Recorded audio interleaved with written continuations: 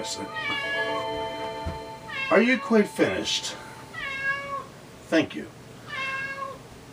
If you'll excuse me.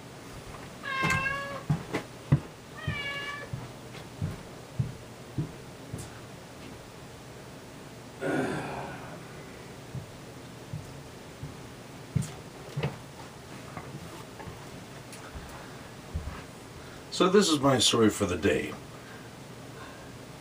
A bunch of years ago, back in the 1980s, I had this dream that I was at the zoo and I heard this odd commotion, so naturally I went to go and investigate.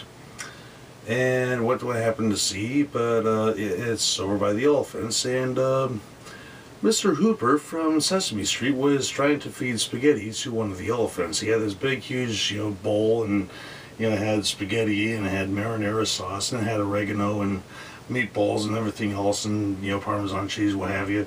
And he had like these giant tongs, going, like, eat it, and the elephants are like, ah! And he's like, eat it, ah! Eat the spaghetti, you stupid elephant, and they're like, ah! And from what I remember on the Muppet Show, the Schultz and Yarnell episode, allegedly elephants are supposed to hate spaghetti, and it was supposed to be very, very dangerous to bring the spaghetti anywhere near an elephant. Anyway, so finally Mr. Hooper gets this look on his face like, he says, "You're all washed up now." Whoosh! Throws the spaghetti on the elephant and laughs away. And the elephant's like, "You're all washed up now." Over in the distance was Ernie and Bert, and they're looking like, they're just appalled. How could Mr. Hooper do such a horrible thing like feed spaghetti to an elephant? And next thing you know, there's people over at, Mr. Hooper's grocery store, around with picket signs saying, "Down with Hooper, bad Mr. Hooper," and, "What did the elephant ever do to you?" And it's all over talk radio, and it's all over, and pundits are talking on their, news shows and stuff like that. And, well, sorry for the anticlimax, but, that's when I woke up. And, it's one of those types of dreams where it's, just a little movie to watch while you're, asleep. Other kinds of dreams are not just a movie, and you might notice that they're the kind where you actually know that you're dreaming, and you know exactly what's around the corner, and you know that you can do certain things, like you can float, you can levitate, you can be trying to cross the street, and cross the street. Well, the street's really busy, so you just and just like walk over the street, and oddly, nobody driving the car is going, like, "What in the name?" It's just something totally natural. And let's see. Maybe people who died are actually alive. They just joined the Witness Relocation and Protection Program. No, Witness Protection and Relocation Program, but sometimes break the rules and to visit. And also, you might even have some kind of special powers, like telekinesis or using the Force. And there was this one time where where I had a dream where I was over at my mom's house, and I noticed that I can move the cabinets, just point and make them go, and it's just like, "Hey, check this out,"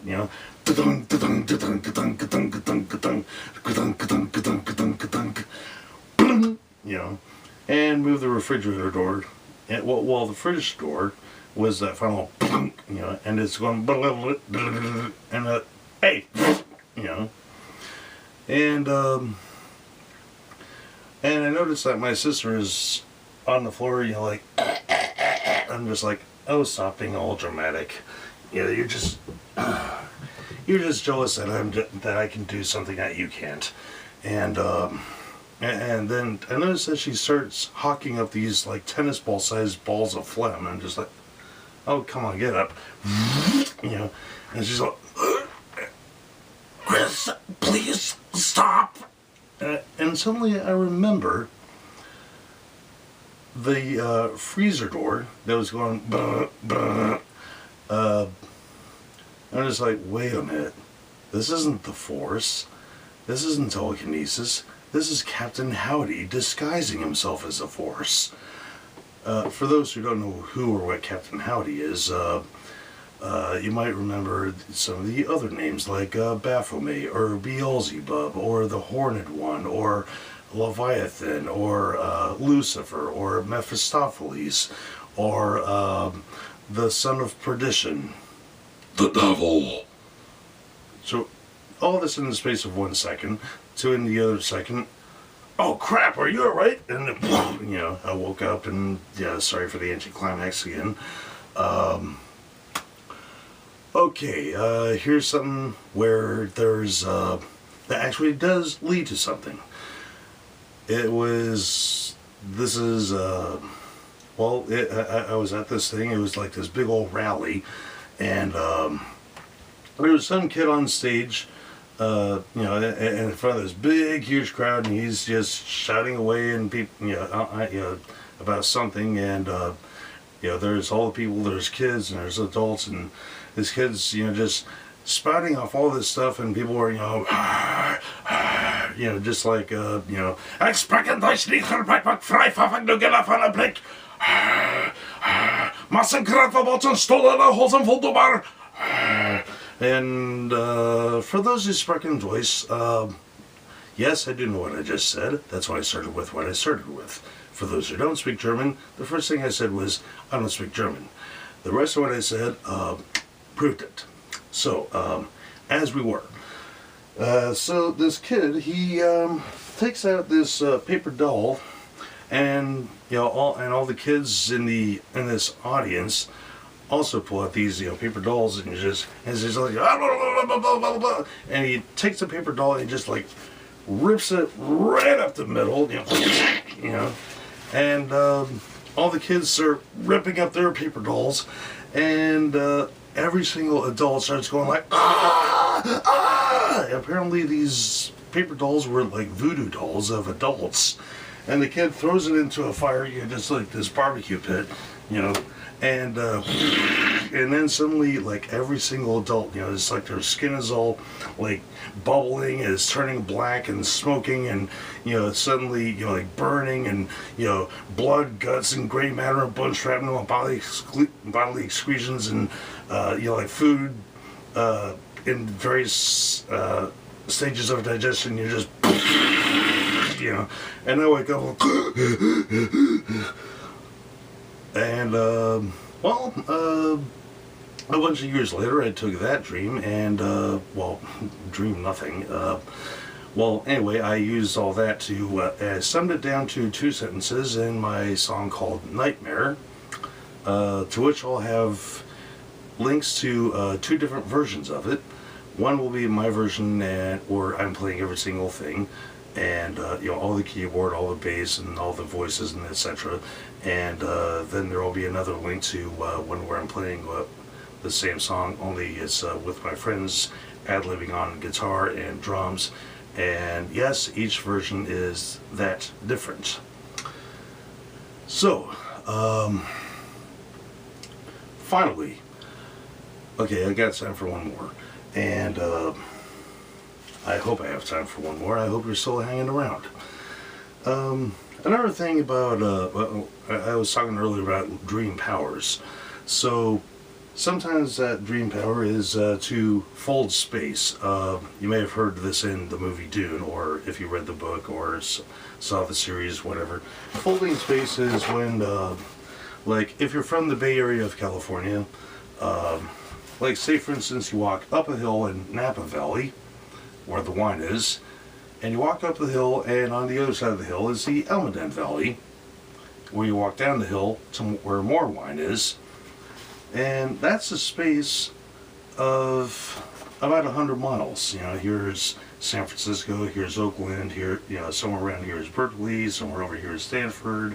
This is Marin County, there's the Golden Gate Bridge, there's the Bay Bridge, there's Treasure Island, there's the San Mateo Bridge, there's the Dumbarton Bridge, there's no Smart Lisa Bridge. And anyway, and Angel Island, and over here is San Quentin. And anyway, so yeah, folding space. You walk up a hill in Napa and walk down a hill in Almaden. Get it? So, so in this final thing, a friend of mine, well, a coworker and I were walking home from work to my place, and I live about 18 miles away from work. But he found a shortcut by just passing through somebody's house, and so we just walk up. He's just like, hey, well, I know a shortcut. So we just walk in through the back door of this house, and through the laundry room, and through the kitchen, and through the living room, and at the front door. Hi, don't mind us. We're just taking a shortcut, and but in the few seconds that we passed through that living room, there was this family that was having their dinner, and if you'll excuse me.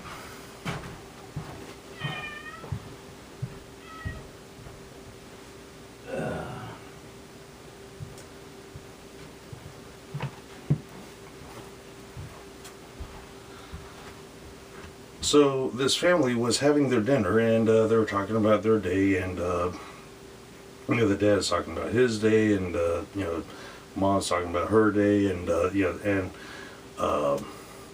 and there's and then the son in the family, he's on the floor, and he has only about this much of his legs, and his arms are at the elbow. And he said, "Want to hear how my day went? I got to lay around all day and eat on a dish on the floor. What can I say? I'm the family dog." To which the dad actually said, "You and your friends always call each other dog. Now you get to be one." To which the mom, picks up her napkin and she's like,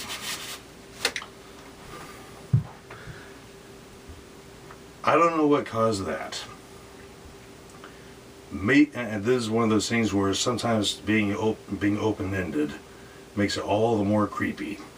Because maybe he got in a drunk driving accident that caused him to lose his limbs. Maybe he was hanging around with the wrong crowd, and maybe some folks, cut off his limbs. Maybe the dad did it himself. Don't know. Like I said, sometimes that kind of open-endedness makes it all the more creepy. And that's my story for the day, and good day to you.